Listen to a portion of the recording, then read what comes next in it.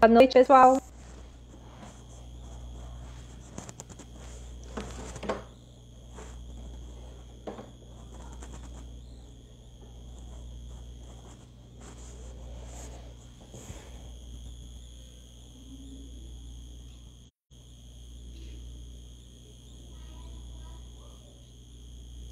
Boa noite, pessoal. Vamos entrando. Bem-vindos.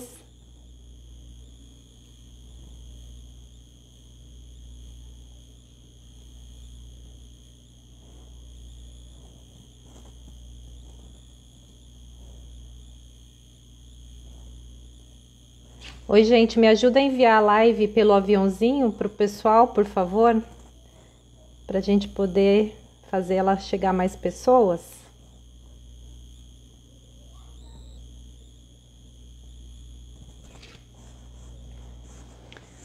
Oi, doutora Regina, tudo bem? Clarete, Gabriela, sejam bem-vindas. Estão me ouvindo, gente?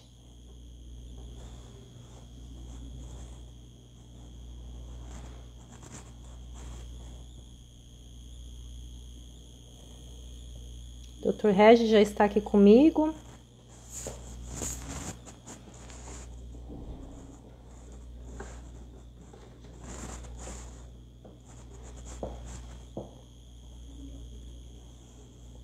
Bom, vamos iniciando então. A imagem tá boa para vocês também, gente? Tá tudo certinho?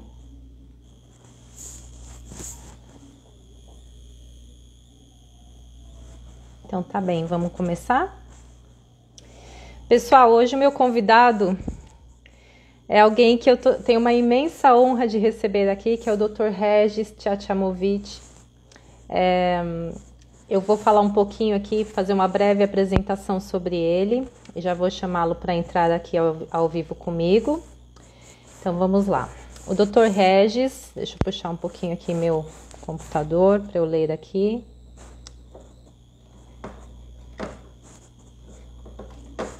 Deixar tudo em ordem aqui para a gente iniciar. Vamos lá.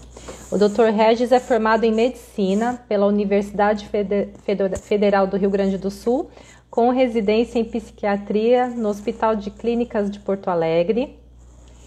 Ele é especialista em low carb e dieta cetogênica, reversão de diabetes, reversão de obesidade e dieta cetogênica em saúde mental pela Noakes Foundation. E no início de 2021, ele realizou o treinamento em cetogênica e saúde mental com a médica psiquiatra norte-americana, doutora Georgia Ide, onde ele ampliou ainda mais os seus horizontes neste universo ainda pouco explorado do tratamento de doenças psiquiátricas com a ajuda da nutrição. Olha que legal. E com essa visão pioneira, ele virá aqui nos ensinar como a alimentação tem papel importantíssimo também para o nosso cérebro e na medicina psiquiátrica, trazendo diversos relatos de casos muito bem-sucedidos. Então, gente, essa live eu estava super ansiosa por ela. Semana retrasada, a gente já tinha agendado essa live, tivemos um probleminha técnico e não conseguimos realizar. Então, hoje está dando tudo certo. Eu vou chamar o Dr. Regis para entrar aqui comigo ao vivo. Já vou te enviar o convite aqui, doutor.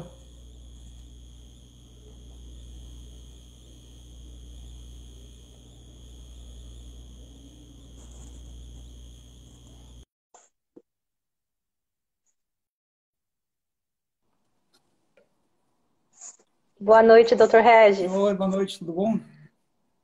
Tudo bem? Tá me ouvindo bem? Estou te ouvindo bem.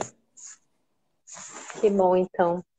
Seja muito bem-vindo. Te agradeço muito por ter aceitado o meu convite. Estou muito feliz de tê-lo aqui com essa live para trazer bastante conhecimento para o pessoal, para esclarecer muitas dúvidas que eu tenho certeza que o pessoal vai trazer aqui para nós.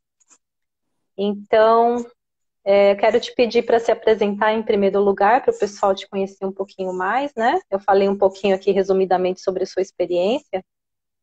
E me falasse como que iniciou essa sua trajetória aí nesse universo da psiquiatria com a envolvimento da nutrição no tratamento dos pacientes também. Vamos lá. Bom, primeiro, obrigado pelo convite, né? Vai ser muito, muito bom conversar contigo e com o pessoal que estiver nos assistindo. Então, eu sou médico psiquiatra, eu fiz a minha formação em Porto Alegre, eu moro em Florianópolis hoje, já faz quase 11 anos. O meu interesse durante muito tempo, a minha prática psiquiátrica era a prática psiquiátrica convencional, da maioria dos colegas psiquiatras. E a low carb foi entrar na minha vida nessa área específica da psiquiatria há pouco tempo, porque ela é algo que é um conhecimento que a gente tem que construir o caminho para ir atrás, né? Não existe, é uma área muito nova ainda, né? Quer dizer, nova em psiquiatria especificamente, né? E então eu tive que ir percorrendo os caminhos da low carb até chegar em aprender sobre low carb, cetogênica para a psiquiatria. Durante alguns anos eu fiquei estudando low carb por conta, né, por aplicar em mim. Low carb entrou na minha vida pela minha esposa, na verdade, né, que tinha ovários policísticos, sempre teve. E aí ela descobriu a low carb para aplicar para o ovário policístico quando a gente decidiu tentar engravidar. E aí, então, ela que descobriu a low carb, ela que me comunicou que ela iria começar essa dieta. E eu, então, fui atrás de estudar o que era aquilo que ela já estava determinada a fazer. E aí, nós dois começamos a fazer juntos. E foi ótimo. Funcionou super bem, ela ficou sem sintomas, voltou a menstruar regularmente, ela engravidou em seguida, alguns poucos meses depois, e conseguiu perder peso. Eu também tive uma dificuldade grande de perder peso desde sempre. Fazia aquele caminho de seguir todas as orientações nutricionais, pelo menos as convencionais, cuidava da quantidade de calorias que eu comia, cuidava para comer com frequência, cuidava para comer bastante fibra, fazia atividade física 4 vezes por semana e o peso não baixava. E quando eu fiz low carb forçado por ela, o peso começou a baixar assim, como um passe de mágica. Isso foi em 2014. E aí eu fiquei alguns anos estudando, cada vez mais empolgado, porque aquilo era uma coisa nova e com, né, um horizonte que se abriu na minha frente. Mas eu nunca imaginei que isso pudesse fazer parte da psiquiatria. Eu não ouvia falar de low carb e psiquiatria durante muito tempo, não se falava, né? Então eu não via nenhum psiquiatra no mundo low carb. Eu via os clínicos, os endocrinologistas, os pediatras, médicos de família, nutricionistas, mas eu não via nenhum psiquiatra falando sobre low carb. Até eu conhecer, encontrar, topei com uma palestra da Georgia Ede no YouTube. E aí, então, aí eu vi que existia que esse campo estava se formando. Na verdade, já estava formado, né? Ela já trabalhava com isso há alguns anos. Ela e um outro médico americano, outro psiquiatra americano, que publica muito em cetogênica e psiquiatria, que é o Chris Palmer. E aí, bom, quando eu conheci o trabalho deles, aí eu mergulhei, né? E aí, porque eu fiquei muito empolgado com o que eu estava vendo, né? Primeiro porque a própria prática da psiquiatria a psiquiatria que eu praticava não era uma coisa que era muito frustrante para mim. Eu sempre gostei muito de psicanálise, eu fiz a minha formação em psicoterapia psicanalítica desde o início, eu já entrei na residência sabendo que eu queria ser psicoterapeuta e sou até hoje, é uma paixão que eu tenho. E a psiquiatria tradicional era uma coisa que era muito frustrante, porque era fazer diagnósticos, prescrever remédios, às vezes melhorava um pouco, às vezes não melhorava nada, às vezes ficava aumentando dose, trocava remédio. As pessoas vinham com muitas comorbidades e eu sentia que eu tinha uma ferramenta muito pobre para oferecer para essas pessoas. E quando eu descobri a cetogênica voltada para a psiquiatria, aí esse mundo se ampliou. E aí eu fiquei muito empolgado, comecei a entrar de cabeça. Estudar, mas o estudo disso é um caminho que eu tive que ir criando, porque eu não conheço ninguém fora daqui, aliás, não conheço ninguém aqui que fale disso, né? Nunca vi nenhum psiquiatra falar disso. Então eu fui meio que... É um pioneiro mesmo, né? No Brasil aqui, o seu trabalho é pioneiro. Eu fui tentando criar o meu caminho de aprendizado. E esse treinamento com a Georgia Ede esse ano foi para coroar isso, porque aí foi a primeira vez que teve alguma coisa estruturada. E ela é excelente, né? Ela é ótima. Bacana.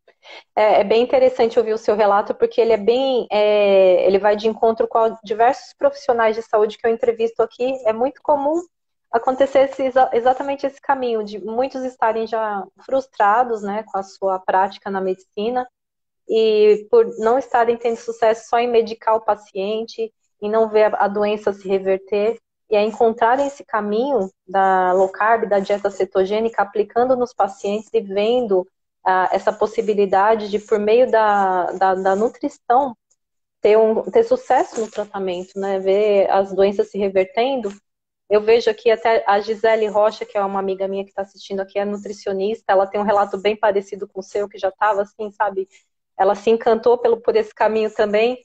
E a doutora Regina Nogueira está assistindo também. Então, são muitos profissionais de saúde que vão por esse caminho, que encontram. Eu sou entusiasta, mas é assim, é muito bacana ver que a gente se encontrou nesse caminho comum e que a nossa reação é muito semelhante, né? A gente se encanta, a gente quer aprender cada vez mais e a gente tem que aprender indo contra as diretrizes, né? Então, no seu caso, por ser um pioneiro, eu imagino que tenha sido assim muito, né, desafiador esse trabalho de começar do zero e ter que se guiar sem ter uma estrutura. Só esse ano tendo encontrado a doutora George aí para ter esse norte mesmo.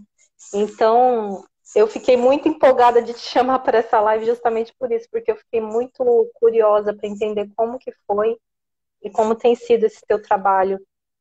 E, É, assim, não, assim, é muito interessante porque você estava falando, eu fiquei pensando agora que, com algumas pouquíssimas exceções, as pessoas que eu conheço, não só pessoalmente, mas os profissionais que eu vejo contar suas histórias com o low carb, quase invariavelmente são histórias pessoais, né? São pessoas que uhum, descobriram o low carb por si próprio, porque aplicaram em si mesmo. E quando isso sim, acontece, isso tem um poder de nos empolgar e de nos, né, de dar uma curiosidade de ir atrás, porque são quase sempre histórias de pessoas que seguiam uma estratégia que seria supostamente a melhor, porque é a dos guidelines, é a dos algoritmos, sem funcionar, e que muitas vezes profissionais que estavam vendo isso com os seus pacientes, quer dizer, o que eu fazia? Eu prescrevia os tratamentos que supostamente são os de primeira linha, são os que eu aprendi a prescrever.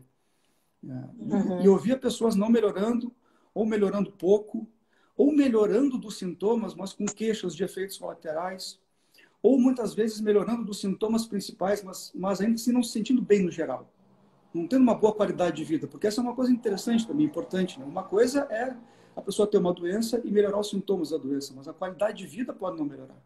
São outros fatores envolvidos. Então, isso é uma prática frustrante. Para mim, foi assim, por um lado, é um desafio ter que construir esse aprendizado, porque é uma trilha que não está feita, né? Não tem um caminho trilhado que eu possa simplesmente ir atrás. Eu não podia decidir, vou fazer 4 ou 5 cursos sobre cetogênica e saúde mental. Esses cursos não existem. Então, era eu e eu mesmo, eu tenho que me virar, é, então é exatamente. muito legal, Por outro é lado, muito legal. assim, o fato de poder ter uma ferramenta nova e de poder oferecer alguma coisa diferente daquilo que era frustrante para mim, me deu muita força, me deu muita empolgação. A coisa faz muito sentido. Então, fica mais fácil de ir atrás do conhecimento quando é assim. Muito legal. E, assim, é bem interessante também, porque na minha experiência pessoal também existe um histórico de depressão. Eu tive síndrome do pânico, depressão, tive transtorno de ansiedade. Tem uma. Na minha experiência pessoal, então, tem muito disso. A minha filha também tem problema ainda sofre de depressão.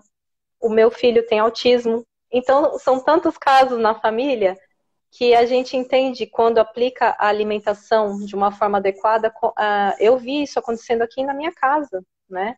Isso para mim foi no passado, esse meu histórico de depressão e síndrome do pânico foi tratado na medicina convencional, com medicamentos, né? E foi por um período curto de tempo. Mas naquela época eu tinha uma alimentação muito ruim. Era muito ruim, assim, eu comia, era baseado em farináceos, em açúcar, em doces, enfim. Praticamente eu comia pão e doce, era a minha alimentação. Tinha ovários policísticos, estava começando a ficar com sobrepeso. e, enfim, muita acne. Então, já tinha manifestações no meu organismo e principalmente nessa questão mental. E é muito difícil as pessoas associarem as doenças mentais com a alimentação, né? Então, em primeiro lugar, eu queria te pedir para explicar quais são, assim, rapidamente, quem ainda não tem muita experiência, né? É, quais são essas doenças, esses transtornos mentais mais comuns, tratados pela psiquiatria, e quando as pessoas devem procurar auxílio de um psiquiatra? Assim, os transtornos mentais mais comuns, de longe, são dois grupos, né? Um grupo dos transtornos depressivos e o outro grupo dos transtornos de ansiedade, né? A combinação desses dois grupos, assim, é talvez 85% do que a gente vê na prática da psiquiatria. Esses são os mais prevalentes, né? E aí tem tipos diferentes, mas eles são desses dois grandes grupos. Uhum. Isso é o que a gente mais vê, né? Sim. E, e, E o caso para procurar um médico, quando que seria interessante? então, eu diria assim, sempre que a pessoa sente que tem alguma coisa que está atrapalhando muito a vida dela, eu acho que é interessante procurar alguma ajuda. É, eu, é, a minha prática hoje, uma das coisas que me dá mais satisfação na minha prática é justamente poder ter ferramentas diferentes. Então, isso me dá olhares diferentes. Então, eu tenho a ferramenta da psicanálise, eu tenho a ferramenta da psiquiatria tradicional, da nutrição. Então, eu diria assim, um tratamento psiquiátrico convencional com remédios, eu não acho que pessoa que tem um pequeno sofrimento tenha que ir procurar um profissional para prescrever algum remédio. Mas se esse olhar for amplo, se o olhar for mais ampliado, eu acho que sempre que a pessoa sente que tem alguma coisa atrapalhando, atravancando, eu acho que vale a pena a pessoa procurar pelo menos uma avaliação, assim, um olhar de fora que possa dar uma luz para ela. Uhum. Sim, tem vários caminhos. Vamos entrar um pouco nesse nosso assunto aqui relacionando com a nutrição, né? Quais são os sintomas, né, normalmente, as manifestações dessas doenças relacionadas ao cérebro, como que elas pioram com a alimentação? Como que é esse mecanismo? Como que a alimentação interfere? Eu acho que isso é muito complexo, né, mas tentando explicar numa linguagem menos, assim, científica para os leigos que estão aqui entenderem. Eu diria assim, a alimentação é capaz de influenciar e talvez seja o fator que mais influencia em como o metabolismo, no geral, vai funcionar. Então, a alimentação é capaz de fazer o organismo funcionar de uma maneira equilibrada e saudável, e ela é capaz de fazer o organismo funcionar de uma maneira completamente desequilibrada, com processos todos desregulados. E isso vai ter efeito no corpo inteiro. É muito interessante a gente pensar que, às vezes, a gente, sem se dar conta, coloca a cabeça como algo completamente separado do resto do corpo. Né? A gente aceita com muita facilidade que a alimentação tem a ver com obesidade, tem a ver com diabetes, tem a ver com dores, tem a ver com isso. A gente aceita com facilidade. Mas que pode ter a ver com ansiedade, depressão, humor, a gente tem muita relutância em aceitar às vezes. Né? Não faz nenhum sentido. Né? Então, assim, de maneira muito geral, aí tem os mecanismos mais específicos, mas é uma coisa mais técnica. Mas eu diria assim, o poder que a alimentação tem de interferir no metabolismo do corpo como um todo é insuperável, eu acho. Uhum. Bom, só pedir para o pessoal, quem tiver alguma pergunta, coloca aqui na interrogação para a gente que fica mais fácil de visualizar. Às vezes os comentários começam a correr e eu não consigo acompanhar, mas quem quiser fazer uma pergunta mais específica, coloca aqui no balãozinho da interrogação, que a gente consegue visualizar melhor. Mas enfim, como que seria, assim, nós sabemos que o intestino ele está diretamente ligado com o cérebro, né? Entrando um pouco mais no detalhe, como que funciona esse mecanismo, né? A gente se alimenta dependendo do tipo de alimentação que a gente tem, qual é a influência disso nesse eixo cérebro-intestino, intestino-cérebro? Pode interferir de vários jeitos. Assim, a maneira como o intestino interfere na saúde mental, esse eixo intestino-cérebro, a gente está pelo menos na minha opinião, a gente está num momento em que a gente sabe, sem dúvida, que isso existe, que isso é uma influência, mas a gente ainda não sabe exatamente como isso funciona. Então, tem muita gente pesquisando sobre microbiota, por exemplo, alterações de microbiota do intestino. Mas a gente sabe que a microbiota ela é muito variável, né? A microbiota saudável é muito variável. A concordância de microbiota entre dois indivíduos saudáveis, as pesquisas sugerem que é de mais ou menos um terço. Então, dois terços podem ser diferentes entre uma pessoa e outra, saudáveis os dois. Então, saber, por exemplo, quais são os micro-organismos que são desejáveis, quais são os que não são, a gente ainda não sabe isso com detalhe. Mas a gente sabe alguns mecanismos pelos quais o intestino interfere muito na saúde do corpo todo e na saúde cerebral. Eu diria assim, a inflamação, que é um mecanismo que a gente sabe que está na base de várias doenças, e aí nas doenças psiquiátricas cada vez mais a gente sabe. Eu estava até agora, uma meia hora atrás, recebi um e-mail com uma atualização de um estudo novo, relacionando, mais um estudo relacionando inflamação com depressão. E um estudo interessante porque eles estratificaram para tirar os fatores relacionados a sociodemográficos. Então, eles tentaram eliminar, usaram um método estatístico para eliminar os fatores que podem ser fatores de confusão. E todos eles conseguiram eliminar com fatores de confusão. Então, a conclusão é que o estado inflamatório é um fator independente de qualquer outro que está ligado à depressão. E a gente já sabe. E a inflamação, em grande parte, começa no intestino, né? Começa com o que a gente come. A nossa alimentação é capaz de fazer com que a gente fique com o intestino mais permeável, por exemplo. E então a gente vai absorver substâncias, partículas que a gente não absorveria normalmente. Isso vai desencadear reações inflamatórias. A maior parte do nosso sistema imunológico está no intestino. Então, o começo das reações imunológicas, e a inflamação é uma parte da reação imunológica, está ali no intestino, isso se espalha para o corpo todo. Além disso, existe uma ligação direta entre o intestino e o cérebro através de um nervo, que é o nervo vago. Então, além do intestino alterar o funcionamento do corpo como um todo, isso se refletir no cérebro também, além disso, existe uma ligação direta entre os dois. A maior parte dos neurotransmissores, por exemplo, do nosso corpo não são fabricados no cérebro, são fabricados no intestino. Então, essas relações a gente sabe que elas existem. Os detalhes disso a gente ainda vai demorar muito tempo para descobrir. Mas algumas intervenções que funcionam, isso a gente também já sabe. E tem a ver com se isso vem da alimentação, as intervenções. Porque essa é uma ideia interessante, né? Por que a gente vai tratar com remédios alguma coisa cuja origem pode ser alimentar? Se a origem é alimentar, o tratamento passa pela alimentação, também passa pela nutrição. Sim. Essa questão do intestino permeável a gente ouve falar muito, né? E no caso aqui, eu trazendo um pouco para o meu universo aqui, que tem um filho com autismo, é muito clara, já tem estudos comprovando isso, de que principalmente o glúten ele tem uma influência muito negativa, né? No comportamento de pessoas com autismo. E eu tive essa experiência aqui na minha casa, eu fiz low carb, comecei low carb ainda sem saber, né? Não tinha um diagnóstico do meu filho ainda. Eu comecei quando ele tinha 2 anos na low carb, por minha conta, né? Para emagrecer, para recuperar a saúde, porque eu tinha entrado na menopausa, estava tendo problemas, né? Diversos sintomas negativos, pela minha qualidade de vida mesmo. E depois de um ano, eu recebi o diagnóstico do meu filho, porque ele indo para a escola começou a ter alterações de comportamento, socialização, enfim.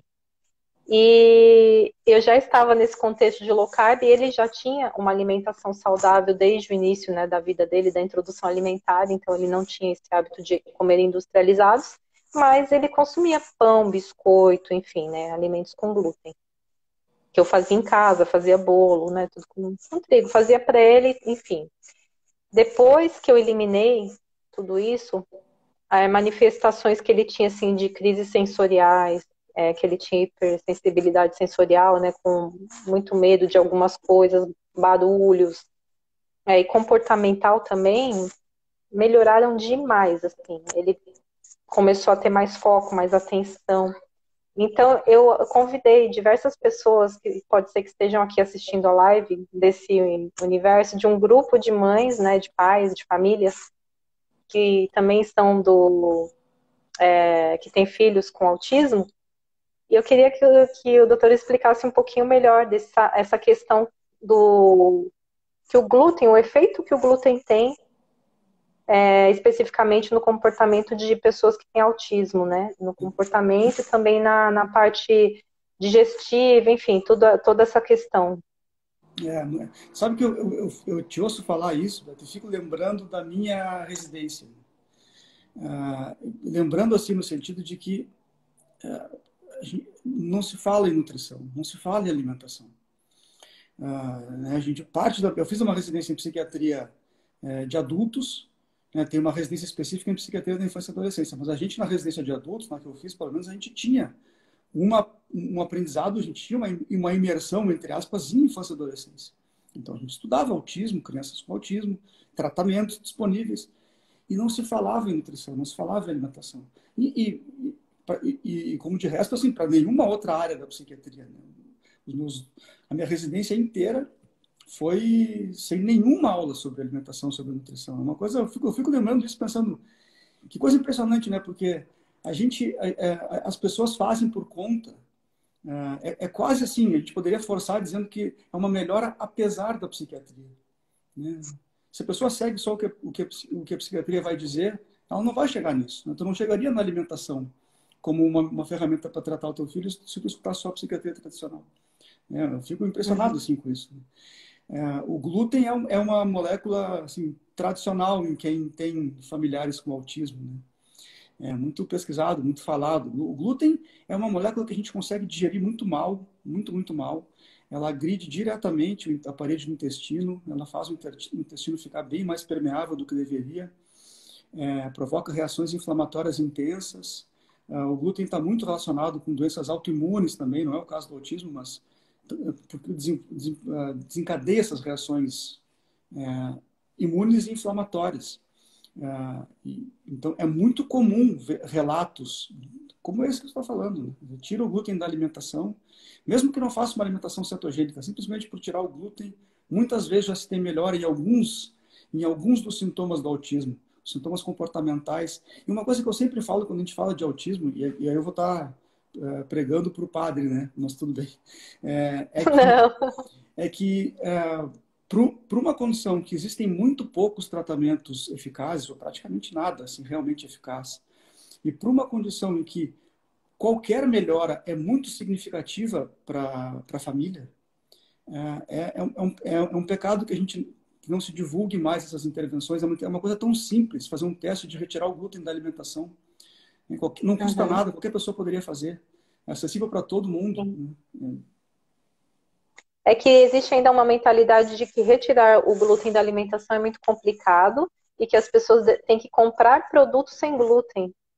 Então, eu foco muito nisso aqui também no meu trabalho no Instagram, de mostrar que a gente não precisa comprar nada, né? A gente pode manter uma alimentação com a base que a gente já tem de açougue e feira, né? E não precisa introduzir nada diferente. A gente pode fazer inclusive receitas muito simples, sem precisar comprar nada mirabolante, farinha disso, farinha daquilo. É a gente ir pelo lado simples da alimentação mesmo, né? Isso não só para quem tem autismo, mas para qualquer pessoa que tenha alguma situação, né, de transtorno, doença mental, que precise fazer uma intervenção, né, na dietética também. Porque muitas vezes, não, vai ser muito complicado, nem vou começar, porque eu vou ter que gastar dinheiro, vou ter que ter muito trabalho. E na verdade não tem que ficar introduzindo nada novo. Na verdade, a gente vai eliminar algumas coisas. Então é bem importante trazer essa visão também da simplicidade, né? Eu penso muito isso, assim, eu penso muito, porque a low carb e a cetogênica, eu acho ótimo que elas estão cada vez mais faladas, né? Mas por outro lado, quanto mais se fala nesses estilos de alimentação, parece que cada vez pode ficar mais complicado de fazer, como se fosse uma coisa muito difícil. E isso era uma coisa até que eu conversava com a Georgia Aid. Na primeira vez que a gente conversou, foi muito interessante, porque eu mandei um e-mail para ela, assim, completamente despretensioso, me apresentando. Assim, isso foi, acho que no final de 2019. Ela me respondeu, querendo saber quem eu era, querendo que a gente conversasse. Foi muito interessante. A gente marcou de conversar, fizemos uma live particular nós dois. Foi uma conversa por Zoom, longa, assim, que a gente programou de 1 hora e acabamos falando quase 2 horas conversando. E eu dizia isso para ela, que eu ficava muito angustiado, porque naquela época eu estava mergulhado nas cetogênicas que eu conhecia, né? É, que eram propostas. E eu via que, às vezes, era muito difícil. Assim, era uma coisa que as pessoas podiam olhar, e eu ficava me colocando no lugar das pessoas e pensando, isso é uma coisa complicada de fazer. E eu disse isso para ela, e ela me disse isso, ela disse, olha, tem que ser simples. Tem que ser simples. Nós não podemos... as pessoas já têm um caminho difícil até chegar a conhecer a cetogênica como uma opção de tratamento para condições psiquiátricas. Nós não podemos dificultar mais ainda. Nós temos que fazer o contrário, a gente tem que simplificar para a pessoa. Então, às vezes, as pessoas perguntam, tá, mas o que eu vou colocar no lugar do pão no café da manhã? Eu respondo, nada. Não precisa colocar nada. Quiser colocar alguma coisa, então, tem várias receitas que você pode fazer. Mas o pão não vai fazer falta nenhuma se tu tirar.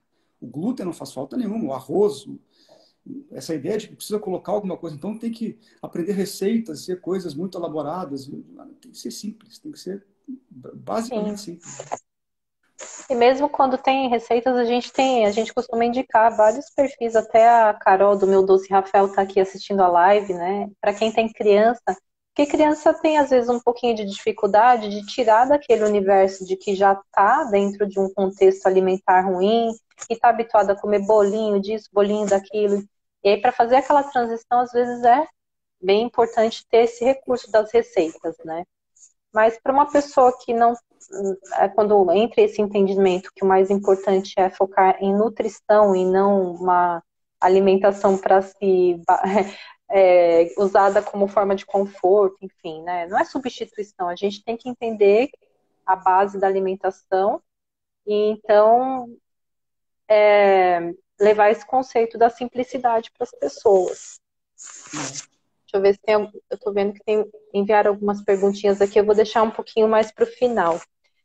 Eu estava com uma outra pergunta para te fazer. E agora, vindo aqui para dentro do contexto da low carb e da dieta cetogênica, né, que é o nosso foco aqui, como que elas atuam positivamente nesses tratamentos para essas questões mentais?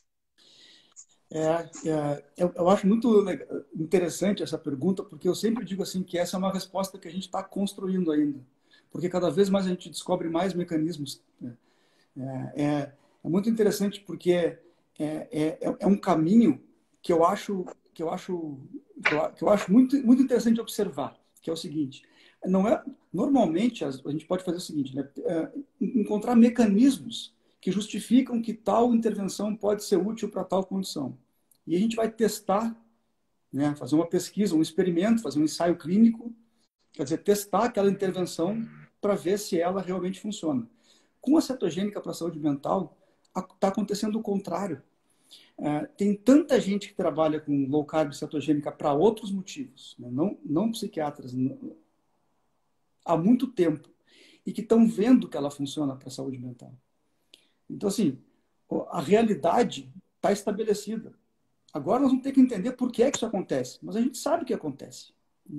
Não tem ainda uma pesquisa grande que comprova isso. Isso ainda falta. Vai ter. Isso é uma coisa que em algum tempo vai acontecer. Está sendo cada vez mais pesquisado.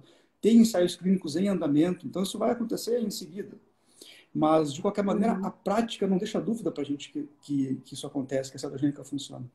Então, os mecanismos a gente vai descobrindo com o tempo. A gente já sabe vários, né, e depois nós vamos descobrir mais ainda. Mas o que eu acho muito interessante da cetogênica é que ela atua em praticamente todas as alterações metabólicas que estão relacionadas às doenças psiquiátricas. A gente estava falando de inflamação antes, por exemplo. A gente sabe que a cetogênica é muito eficaz para diminuir condições inflamatórias do corpo inteiro, né? Doenças autoimunes, doenças inflamatórias intestinais, por exemplo, né? Doença de Crohn, retocolite, síndrome do intestino irritável, condições para as quais a cetogênica é muito eficaz. Então, a inflamação é uma delas. Alguns aspectos do metabolismo cerebral, da glicose, que a gente também sabe que está alterado nas condições psiquiátricas e neurológicas. Assim, resumindo muito, significa que a glicose, que acaba sendo o nosso combustível primário quando a gente faz uma dieta padrão dos guidelines, o que se vê é que nessas doenças psiquiátricas e neurológicas, o cérebro não está conseguindo extrair energia da glicose como ele deveria. Então, tem um déficit energético mesmo. O cérebro está produzindo menos energia do que ele poderia produzir. E nessas mesmas condições, os corpos cetônicos, que são a marca da cetogênica, quando o organismo passa a produzir corpos cetônicos de quantidade significativa, para os corpos cetônicos isso o mecanismo está preservado. Então o cérebro consegue produzir energia da mesma forma que ele conseguia normalmente. Então é mais uma forma que a cetogênica influencia. Esse é o mecanismo, por exemplo, de base do Alzheimer, que é Uhum. uma das condições que cada vez mais se vê que a cetogênica funciona. Cada vez mais pesquisas mostrando isso. Esses são dois mecanismos, Sim, tem vários outros. os mais básicos que a gente mais ouve falar. Então, mas uma pessoa, não necessariamente ela precisa fazer uma cetogênica terapêutica para ter benefícios, né? Aquela cetogênica em que ela precisa ficar adicionando. Porque a gente tem até um documentário que é muito comentado, que é o The Magic Pill, né? Fala sobre essa aplicação da dieta cetogênica para fins terapêuticos. E ali tem até um caso de uma menininha que tem autismo, que o pai dela começa a mudar a alimentação dela. Quem não assistiu, depois eu até coloco nos meus stories, tá, pessoal? Tô dizendo o título aqui, mas eu coloco lá para vocês, para quem tiver interesse, ele tá no YouTube. Então ele mostra a experiência ali na família dele, de como ele mudou a alimentação daquela criança e como o comportamento dela melhorou adotando a dieta cetogênica. E ali ele fazia uma dieta cetogênica com acompanhamento de uma nutricionista e era a cetogênica terapêutica, né? Então eu via que ele precisava colocar muita gordura ali na alimentação dela. Mas assim, no meu caso aqui, a gente não trabalha dessa forma, não trabalho assim com o Lucas. A gente faz uma low carb normal ali com ele. Às vezes ele come frutas, tubérculos também, enfim. E ele já tem muitos benefícios só pelo fato de não estar comendo uma alimentação baseada em industrializados, em alimentos altamente processados, em ter retirado o açúcar, o glúten, os óleos vegetais, ou seja, uma alimentação altamente inflamatória, né? Então, acho que varia muito de caso para caso, não é, doutor? Essa questão É, de como intervir. é muito variável. Assim, a gente sabe alguma coisa sobre isso, mas ainda tem muita coisa que a gente vai estar descobrindo com o tempo, né? Mas esse Uhum. documentário, eu aconselho todo mundo a ver. Ele é um documentário lindo, né? Esse caso deles, né, é muito bonito de ver, assim, a intervenção e a melhora, né? Impressionante, né? A cetogênica clássica, né, ela é uma cetogênica em que os níveis de cetose têm que estar bem altos. Então, a quantidade de gordura na dieta é muito, muito alta, é muito difícil de fazer. E a quantidade de proteína é muito Uhum. baixa também, porque a proteína Sim. mais alta pode prejudicar a cetose. Uhum. O que a gente sabe é que para condições que são basicamente neurológicas, como epilepsia, por exemplo, a gente sabe que o nível de cetose, o nível de corpos cetônicos faz diferença.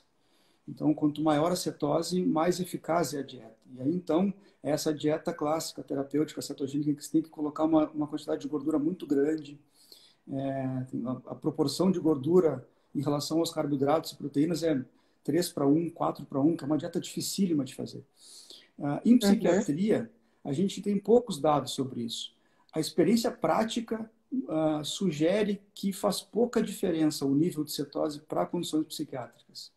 Não precisa ter cetose em altos níveis. Tem uma pesquisa que saiu, eu acho que foi esse ano já, acho que foi esse ano, para pacientes com epilepsia e depressão, sintomas depressivos, em que eles aplicaram a cetogênica e essa pesquisa mostrou que para epilepsia faz diferença o nível de cetose e para depressão não fez diferença.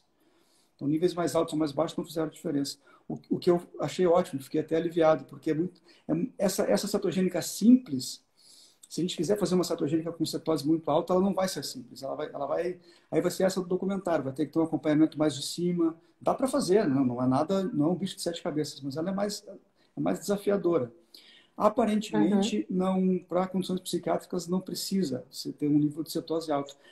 E outra coisa que a gente também está vendo com a prática é que nem todo mundo precisa de cetose, né? Então, às vezes, uma low carb bem feita, mesmo não cetogênica, já é capaz de trazer vários benefícios. Tem pessoas que têm muitas melhoras com low carb sem estar em cetose. Então, varia muito Uhum. de caso a caso. A gente ainda não, eu não saberia dizer de antemão agora, quando eu avalio um paciente, eu não sei dizer para ti vai ser necessária a cetose, para ti não. É uma coisa que a gente vai aprendendo com o tempo, mas a gente ainda não sabe. Mas o que a gente sabe é que, assim, uma alimentação low carb bem feita, limpa, já tem muitos benefícios. Se tiver cetose, talvez tenha mais benefícios, mas a low carb bem feita já é, sim, é excelente. É o que eu vejo aqui na minha prática doméstica. É bem bacana isso. E, inclusive, eu tenho tentado levar isso também para outras pessoas, né? O meu filho, ele estuda numa escola pública, né? Numa creche municipal. E lá na escola dele, para eu conseguir que eles entregassem uma alimentação dentro dessa proposta para ele, precisa entregar um laudo, né? Um relatório médico demonstrando que ele tem essa intolerância. Eu tive bastante dificuldade, então é complicado, a gente percorre tantos caminhos, então eu procuro tentar ajudar as pessoas a abreviarem esse caminho também, porque eu fui num atendimento pediátrico convencional, e assim, a gente chega lá e nem todo médico tem esse preparo, até mesmo pela sua situação, que foi um pioneiro na psiquiatria. Nas outras áreas da medicina também isso está muito novo. Então eu chego para o médico e falo, olha, meu filho, ele tem alterações de comportamento quando ele consome glúten e açúcar. Aí o médico fala, mas então, vamos pedir um exame aí para ver se ele é aquele, até esqueci o nome do exame, o exame que pede para ver se a pessoa é celíaca, né? Uhum, uhum. Ele vai dar negativo, porque ele não é celíaco, ele tem uma intolerância, ele não tem, né? Ele tem uma questão de permeabilidade intestinal, que quando ele consome um alimento que tem glúten, aquilo vai ultrapassar a barreira do intestino. Eu vou explicar na minha linguagem leiga, tá? Vai ali, por causa dessa permeabilidade intestinal, o glúten as partículas, né, que são pequenininhas, atravessam a parede do intestino, caem na corrente sanguínea e vão se ligar com os receptores no cérebro dele. E aquilo são receptores opioides, né? Se eu não me engano, o nome. E ali desencadeia uma reação bem negativa, como se ele tivesse mesmo sob efeito de uma droga, né? Então ele fica com um comportamento muito alterado, ele tem, como é que eu digo, alterações mesmo de comportamento, questões sensoriais. E eu acredito que isso não é só para o autismo. Então, como a gente está falando aqui, uma pessoa que tem uma depressão, uma ansiedade, também acontece mais ou menos nesse sentido, né? Acontece. O mecanismo. Sim. Sabe que eu estava te ouvindo agora, estava pensando que, dando conta, na verdade, porque assim, a gente, quando faz a faculdade de medicina, eu estava pensando nesse pediatra que diz, bom, vamos ver se ele é celíaco, né? Vamos fazer esse exame para ver se ele é celíaco. Porque a gente aprende na faculdade de medicina, em geral, a identificar doenças. A gente aprende a conhecer quais são as doenças. Então, o que a gente pensa? Glúten, vamos ver se é celíaco. A sensibilidade ao glúten em pessoas que não são celíacas, a gente não aprende isso. A gente acaba achando que isso é bobagem. Né? Ou tem uma doença que eu consigo identificar e eu posso tratar, ou então, né, deve ser uma observação que tu fez, mas que deve ser só uma coincidência, não deve ser nada demais. Então a gente vai deixando passar uma série de condições. E a outra coisa que infelizmente a gente aprende na faculdade de medicina, eu sempre fui um crítico da medicina, pelo menos de grande parte da medicina, não da medicina como ciência, a medicina é linda, eu sou entusiasta da medicina, mas da medicina que a gente aprende, porque a gente acaba aprendendo, não explicitamente, mas a gente acaba aprendendo na faculdade de medicina, em grande parte, a ter uma certa, eu tenho cuidado para falar isso, mas assim, uma certa prepotência, entre aspas, assim. Então, a gente não aprende que a gente pode aprender com os pacientes. Essa é uma coisa que eu acho muito complicada. E esse é o caso, né? Quer dizer, se tu chega para o pediatra e diz, olha, o meu filho, quando come coisas com glúten e açúcar, ele tem uma alteração de comportamento. A atitude do médico deveria ser, me explica como é que é isso. E eu vou pesquisar para ver se eu encontro outros casos, se eu vejo alguma literatura sobre isso. E não rechaçar de cara. Né? Porque a gente aprende que o médico precisa estar numa posição de quem sabe e de quem dá respostas. Isso é uma posição cruel, assim. A gente não é uma coisa confortável. Pelo menos para quem tem uma atitude mais reflexiva, essa é uma posição angustiante, porque a gente sabe que tem muita coisa que a gente não sabe. Quando eu comecei a estudar mais sobre cetogênica, low carb e psiquiatria, a primeira coisa que eu me dei conta, evidentemente, é que tem um mundo de coisas que eu não sabia. E o que eu me dei conta é que, bom, se tem tanta gente que tem experiência nisso, gente não da área da saúde, pessoas que tiveram experiência de melhora, a primeira coisa que eu preciso fazer é ouvir histórias de pessoas. Eu preciso aprender com as pessoas. E eu comecei a pedir para algumas pessoas que eu via no Instagram contando assim, eu melhorei de ansiedade com certo low carb. Eu mandava mensagem dizendo, tu pode me contar a tua história? E eu comecei a ouvir histórias de pessoas, porque eu me dei conta, eu preciso aprender com as pessoas. Eu não vou aprender com os outros, com colegas, não tem colega fazendo isso. Eu não vou aprender com a medicina, nesse sentido. Eu vou aprender com as histórias das pessoas. E aí as coisas começam a fazer muito sentido. Né? Então, eu acho que essa é uma coisa importante de se dar conta. A gente aprende a não ficar nessa posição na faculdade de medicina, que é uma coisa muito ruim.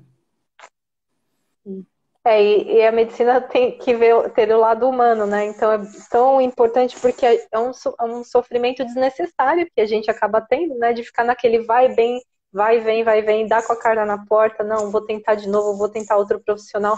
É muito desgastante, muito cansativo, né? Então, a gente tenta abreviar o caminho por aqui, né? E deixa eu ver aqui que eu acho que tem umas 3 perguntinhas. Vamos ver o que o pessoal mandou aqui.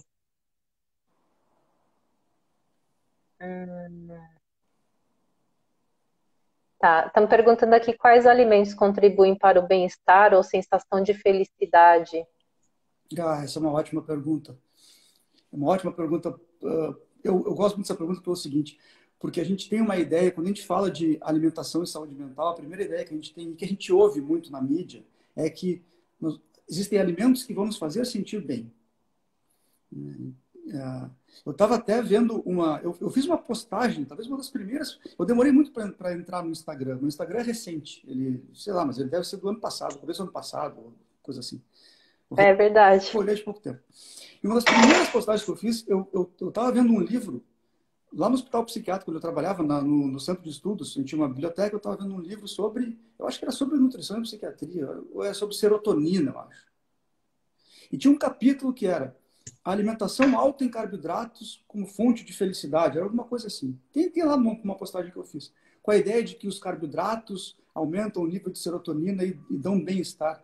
É o contrário do que a gente vê, né? Eles dão um bem-estar passageiro, depois eles pioram a ansiedade.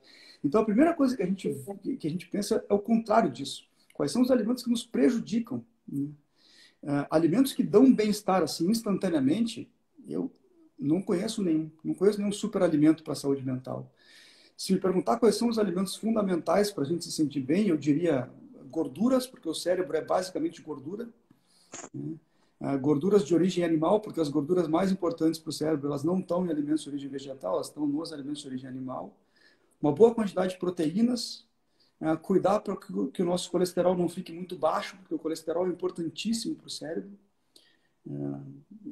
Eu partiria daí. Né? Evitar alimentos... É bem legal. É tão legal quando eu escuto essa história do colesterol, eu já fico feliz, né? Porque a primeira vez que eu fui fazer meus exames depois da mudança de alimentação, colesterol lá na lua, né? Daí eu ainda não sabia muito bem como interpretar o exame. Eu fiquei assustada também. Eu acho que é muito comum as pessoas se assustarem quando tem uma mudança, uma intervenção na alimentação, que o colesterol começa a aumentar, mas ele está aumentando de uma forma positiva, né? E aí, olha só, até para isso não, principalmente, né, para o bom funcionamento do cérebro, o colesterol é muito importante, então ele não é um vilão. Muito antes, pelo contrário. O colesterol é tão importante para o cérebro que o cérebro produz o seu próprio colesterol. Então, por exemplo, a gente sabe que o uso crônico de estatinas, os remédios para diminuir o colesterol, aumenta a chance de ter Alzheimer, por exemplo. Verdade. Eu ouvi um relato seu em outra live falando sobre, assim, trazendo um pouquinho de casos reais, né, que tiveram melhoras com a intervenção da dieta cetogênica, de uma mulher que sofria de esquizofrenia. Conta para nós um pouquinho como que foi essa história.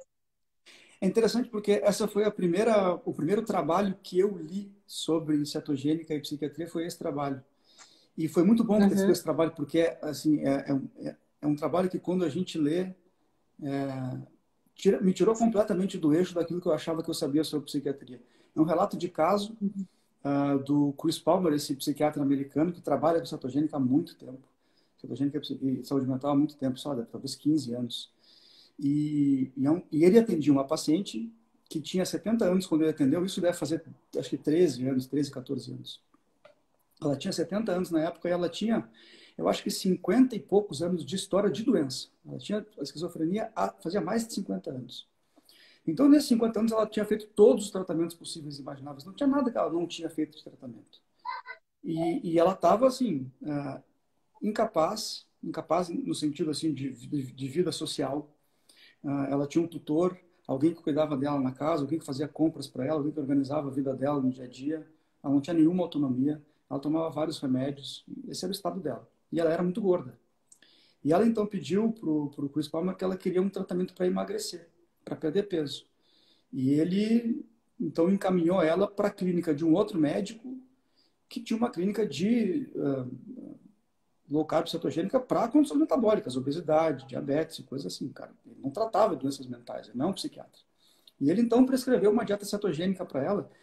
E foi uma dieta cetogênica, assim, normal, que ele prescreveria para qualquer um. Não foi aquelas que a gente estava falando antes de 4-1, cetogênica terapêutica, não foi nada disso. Foi uma cetogênica para perder peso.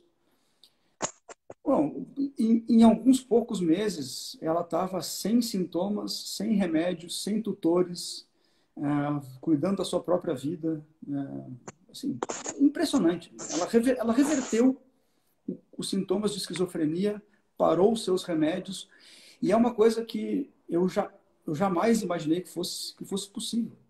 Esquizofrenia, ainda mais esquizofrenia com essa história de doença, eu sabia, entre aspas, eu falava que não, essa é uma doença crônica, progressiva, ela está nesse estado e ela vai ficar nesse estado. Imagina, ela tem 70 anos, 50 e poucos anos de doença, já tentou tudo, não tem a mínima possibilidade de ela ter uma melhora significativa. Então, quando eu li esse trabalho, aquela coisa que eu li, parei, assim, fiquei, o que eu vou fazer com essa informação? Eu não posso simplesmente não deixar isso de lado. Eu não posso fazer para mim mesmo que eu não vi esse trabalho. Esse trabalho está publicado. Né? Ou eu posso achar que o cara está mentindo, que ele inventou um caso, mas é um trabalho publicado, revisado por pares, uma revista científica. Não é assim, o cara não está contando num blog que ele fez isso. Ou então eu posso... Aqui tem um mundo novo, aqui tem uma coisa que eu jamais ouvi. Esse é um caso impressionante. Mas esse é um caso emblemático, né? Mas, assim, os casos do dia a dia são abundantes. Mas esse, foi bom ter tido contato com esse caso, porque é uma coisa assim que é de um impacto tão grande que aí eu me vi obrigado a entrar nesse mundo. Foi muito, te deu assim, nossa, né? Eu preciso estudar mais a respeito disso. Eu até queria ter te perguntado isso no começo da live e acabei esquecendo, agora que eu me lembrei. Tem aqui uma pergunta: quais a gordura animal, como inserir na alimentação, quais opções? Ela acaba acontecendo de forma bem natural, com o consumo de carnes, de ovos, né? De laticínios. Não tem uma forma específica para introduzir na alimentação, com o uso de gordura animal para cozinhar, banha de porco, bacon, enfim, né? São É muito. as gorduras naturais, as gorduras naturais dos alimentos. Né? A gente não precisa adicionar gorduras, a gente pode simplesmente não ter medo das gorduras naturais dos alimentos. E quais são os alimentos de origem animal com gordura? Carnes, frango com a pele, peixes gordurosos, carne de porco, outros frutos do mar, carne vermelha, ovos são ótima fonte de gorduras. E aí depois tem as gorduras concentradas, que a gente pode usar, né? E aí, né, como manteiga, bacon, nata, coisas desse tipo. Né? Aí Banha de porco também, né? Essas são as gorduras de origem animal. Tem algumas gorduras de origem vegetal que também são bastante saudáveis, né? As que não são saudáveis são os óleos extraídos de semente, né? Girassol, canola, soja, milho, isso.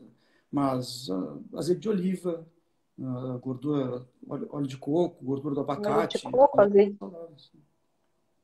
São saudáveis. Bem legal. Deixa eu ver se tem mais alguma pergunta aqui. Tem sim.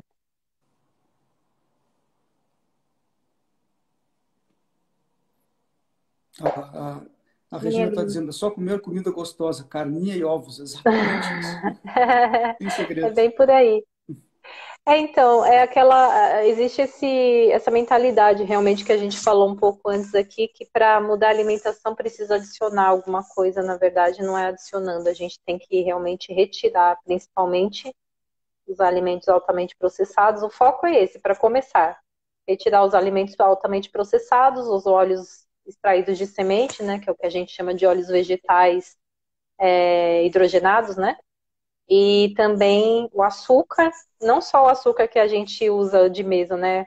O açúcar que está embutido nos alimentos industrializados, o xarope de milho, enfim, é uma infinidade de coisas. Evitar ao máximo esses alimentos altamente processados, as farinhas, as massas, os pães, e comer comida de verdade, açougue e feira, tudo que está no Uhum. açougue, todas as partes dos animais e os alimentos que você encontra na feira, que são os vegetais, as verduras, as frutas. Enfim, não tem complicação, É, né? É tudo muito simples. é. E Eu diria assim, né? Como acho que. recomendação geral para todo mundo, é isso aí, é uma dieta limpa. É uma dieta limpa. Essa que tu estava descrevendo. Além Uhum, disso, aí tem os casos em que a gente pode usar a dieta como tratamento mesmo, né? E essa é uma coisa que eu uhum. faço questão de falar, porque a gente é tão interessante que a gente ainda não se acostumou a associar a dieta como um tratamento potente para quadros psiquiátricos. É muito comum, eu estou lembrando de alguns pacientes que eu atendi, assim, quando eu começo, a pessoa, por exemplo, descreve, estou lembrando de uma paciente específica que descreveu, era um quadro, uma depressão que se arrastava há anos e anos e anos, com vários tratamentos, não melhorava, melhora pequena, uma qualidade de vida bastante ruim, e ela então marcou uma consulta sem saber que eu trabalho com nutrição e psiquiatria, mas uma consulta com um psiquiatra, como marcaria como qualquer outro. Esperando, pedindo, ela disse, olha, o pedido dela era, será que tu vai conseguir me prescrever um remédio que funcione? Porque eu já tentei todos. E eu disse para ela, olha, se tu já, primeiro assim, se tu já tentou todos os remédios, é uma coisa que eu digo com certa frequência, eu digo assim, falei para ela, tu está fazendo um tratamento há mais ou menos 10 anos. Na verdade, é verdade. Já trocou de remédio várias vezes, já usou vários remédios, combinação de remédios, 2, 3, 4 remédios. Nenhum deles funcionou. Não é verdade? Isso é verdade. Então tá. O que nos faz pensar que a gente vai começar um outro remédio e agora vai funcionar? Ou a gente pode achar que a melhora vai vir pelo remédio, e é só uma questão de achar o remédio certo, que nesses 10 anos ainda não foi encontrado, pouco provável, ou a gente vai perceber que não é, que esse não é o caminho da melhora. Nós vamos ter que achar um outro caminho de melhora. E aí eu comecei a falar sobre existe um tipo de alimentação, fiz toda uma introdução e quando eu comecei a explicar o que era alimentação, que eu achava que ia ser melhor para ela, que era uma dieta cetogênica, ela me interrompeu e disse: essa não é aquela dieta da proteína? E eu disse: não, mas como assim? Me explica. Aí ela disse: há uns 3, 4 anos atrás, eu, para perder peso, resolvi fazer a dieta da proteína. E eu perguntei: o que tu comia? Eu comia carne e salada. Só, ela disse só carne e salada, só carne e salada. Durante 3 meses. E eu disse: e aí o que aconteceu? Não, perdi peso, perdi bastante peso. Não lembro quanto é que foi, mas ela perdeu, sei lá, 15 quilos, coisa assim. E eu perguntei: e teve mais alguma diferença? E eu faço questão de perguntar bem aberto, assim, para não induzir a resposta. Né? Porque se eu pergunto: e tu melhorou da depressão? Eu não pergunto, eu Uhum. pergunto: e tu sentiu mais alguma coisa? Ou não? E ela tinha fibromialgia, tomava um monte de remédio para dor. E ela me disse: não, eu parei de tomar remédio para dor, a minha depressão melhorou, eu me sentia mais disposta, eu me sentia com mais energia, parei de tomar os remédios para dor, a fibromialgia melhorou. Mas ela não tinha, sabe, ela não tinha feito a conexão de uma coisa com a outra. E eu disse: bom, o que nós vamos fazer? Nós vamos pegar isso, que foi a melhor melhora que eu teve até agora, e estender para o período indefinido. A gente já sabe o resultado que vai ter. É muito, muito interessante. As pessoas não estão acostumadas ainda a ligar uma coisa com a outra. Mas ela estava me dando a prescrição que eu deveria dar para ela, que era de dieta e Que não de remédio. bacana. Mas é uma coisa que a gente ouve muito, né? É muito comum comigo, foi comigo, eu acredito que foi com você, com a sua esposa. Todo mundo tem uma melhora no humor, na clareza mental, no rendimento, né? A gente consegue trabalhar melhor, a gente consegue estudar melhor e tem muito mais disposição. Então, como que isso não iria fazer bem para o nosso mental, né? Para a nossa saúde mental também? É Porque uma a coisa, cabeça, né, como a gente falou, né, a cabeça não tá, a cabeça tá ligada no corpo, então tá tudo interligado. é, e é uma coisa interessante porque assim, a cetogênica ela foi desenvolvida com esse nome justamente para tratar uma doença do cérebro, que foi a epilepsia. Uhum. Há literalmente 100 anos. O primeiro relato desse nome é de 1921.